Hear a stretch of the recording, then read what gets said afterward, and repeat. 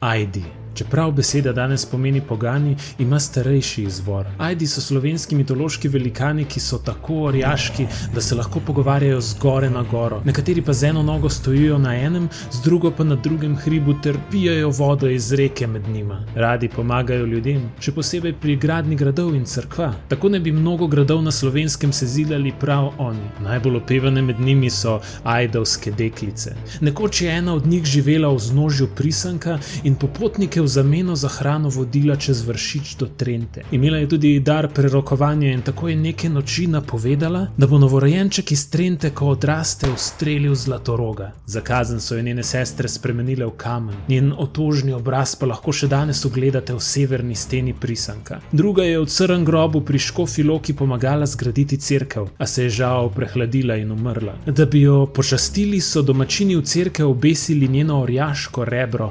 Legenda pa pravi, da vsako leto iz njega kane kaplja krvi. Še marsikatera zgodba pripoveduje o teh velikanskih ženah. Srečali pa jih boste tudi v moji seriji domišljijskih romanov Skrivnost srži. Če pa si želite še več, všečkajte, komentirajte, delite in mi sledite.